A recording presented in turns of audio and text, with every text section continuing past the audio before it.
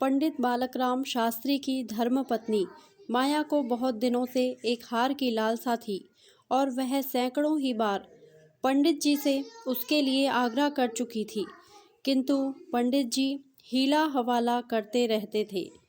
यह तो साफ साफ ना कहते थे कि मेरे पास रुपये नहीं हैं। इससे उनके पराक्रम में बट्टा लगता था। तर्कनाओं की शरण लिया करते थे।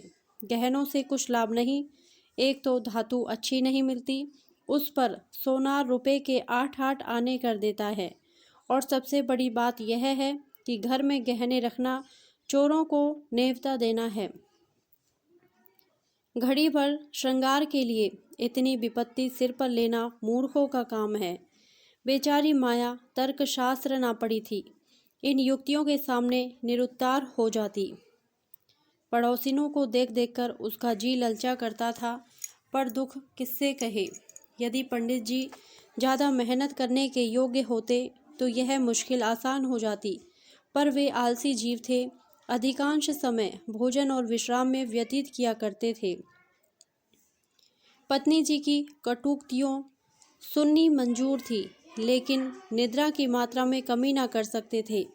एक दिन पंडित जी पाठशाला से आए तो देखा कि माया के गले में सोने का हार विराज रहा है। हार की चमक से उसकी मुख ज्योति चमक उठी थी। उन्होंने उसे कभी इतनी सुंदर न समझा था। पूछा, यह हार किसका है? माया बोली, पड़ोस में जो बाबूजी रहते हैं उनकी स्त्री का है। आज उनसे मिलने गई थी, यह हार देखा, बहुत पसंद आया, तुम्हें दिखाने के लिए पहनकर चली आई। बस ऐसा ही एक हार मुझे बनवा दो।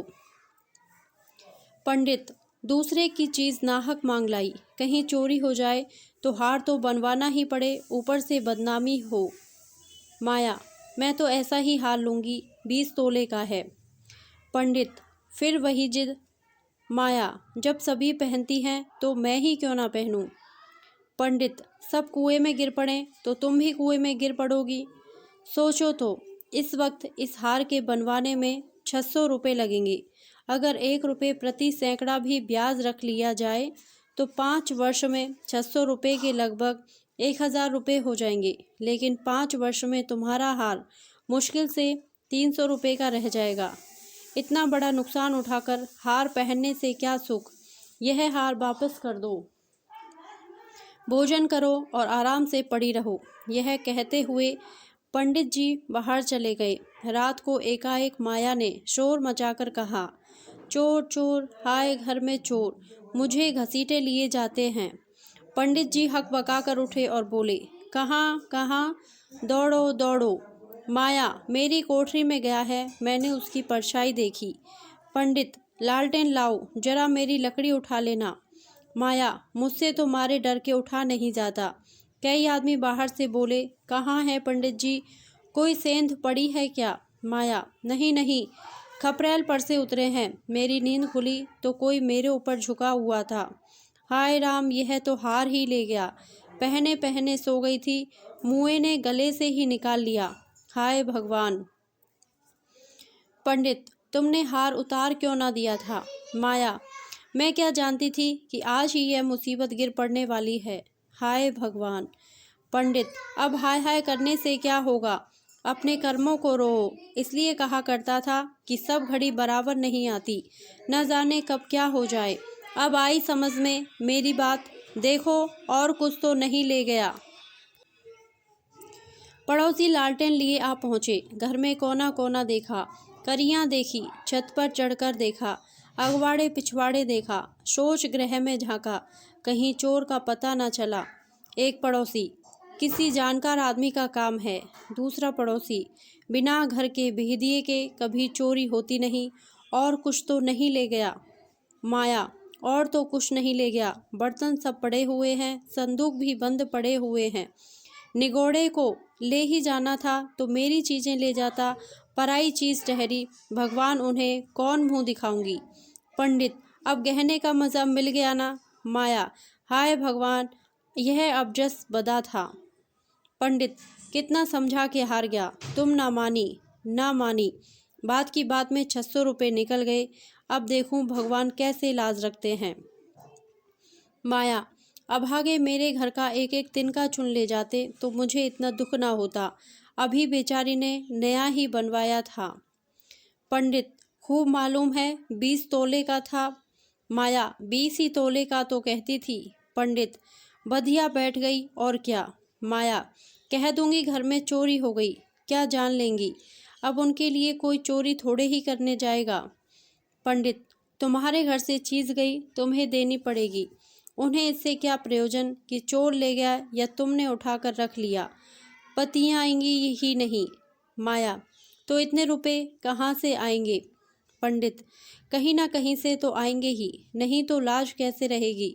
मगर की तुमने बड़ी भूल। माया, भगवान से मंगनी की चीज़ भी ना देखी गई। मुझे काल ने घेरा था, नहीं तो घड़ी भर गले में डाल लेने से ऐसा कौन सा बड़ा सुख मिल गया। मैं हूँ ही अभागिनी। पंडित, अब पछताने और अपने को कोसने से क्या फ़ायदा। चुप होके बैठो। पड़ोसिन से कह देना, घबराओ नहीं। तुम्हारी चीज़ जब तक लौटा ना देंगे तब तक हमें चैन ना आएगा। पंडित बालक राम को अब नित्य ही चिंता रहने लगी कि किसी तरह हार बने। यूँ अगर टाट उलट देते तो कोई बात ना थी, पड़ोसिन को संतोष ही करना पड़ता, ब्राह्मण से डांड कौन लेता। किंतु पंडित जी ब्राह्मणत्व के गौरव को इतने सस्ते दामों में ना बेचना चाहते थे। आलस्य छोड़कर धनोपार्जन में दत्तचित हो गए। 6 महीने तक उन्होंने दिन को दिन और रात को रात नहीं जाना। दोपहर को सोना छोड़ दिया, रात को भी बहुत देर तक जागते।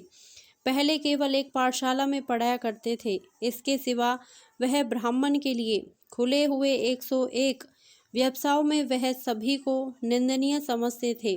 पर अब पाठशाला से आकर संध्या समय एक जगह भागवत की कथा कहने जाते, वहाँ से लौटकर 11-12 बजे रात तक जन्म कुंडलियाँ, वर्ष फल आदि बनाया करते। प्रातः काल मंदिर में दुर्गा जी का पाठ करते।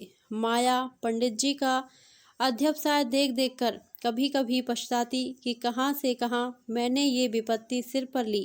कहीं बीमार पड़ जाएं तो लेने के देने पड़े। उनका शरीर क्षीण होते देखकर उसे अब यह चिंता व्यथित करने लगी। यहाँ तक कि 5 महीने गुजर गए। एक दिन संध्याक समय वह दिया बत्ती करने जा रही थी कि पंडित जी आए, जेब से पुड़िया निकालकर उसके सामने फेंक दी और बोले, लो, आज तुम्हारे ऋण से मुक्त हो गया। माया ने पुड़िया खोली तो उसमें सोने का हार था। उसकी चमक दमक, उसकी सुंदर बनावट देखकर उसके अंतःस्थल में गुदगुदी सी होने लगी। मुख पर आनंद की आभा दौड़ गई। उसने कातर नेत्रों से देखकर पूछा, खुश होकर दे रहे हो या नाराज होकर। पंडित, इससे क्या मतलब, ऋण तो चुकाना ही पड़ेगा, चाहे खुशी से या ना खुशी से। माया, यह ऋण नहीं है। पंडित, और क्या है, बदला सही। माया, बदला भी नहीं है। पंडित, फिर क्या है। माया, तुम्हारी निशानी। पंडित, तो क्या ऋण के लिए कोई दूसरा हार बनवाना पड़ेगा। माया, नहीं नहीं, वह हार चोरी नहीं गया था, मैंने झूठ मूठ शोर मचाया था। पंडित, सच। माया, हाँ सच कहती हूँ। पंडित, मेरी कसम। माया, तुम्हारे चरण छूकर कहती हूँ। पंडित, तो तुमने मुझे कौशल किया था। माया, हाँ। पंडित, तुम्हें मालूम है तुम्हारे कौशल का मुझे क्या मूल्य देना पड़ा। माया, क्या 600 रुपये से ऊपर। पंडित, बहुत ऊपर। इसके लिए मुझे अपने आत्म स्वातंत्र्य को बलिदान करना पड़ा। धन्यवाद। यदि आपको यह कहानी अच्छी लगी हो तो प्लीज़ मेरे वीडियो को लाइक करें, शेयर करें और मेरे चैनल को सब्सक्राइब करें। Thank you.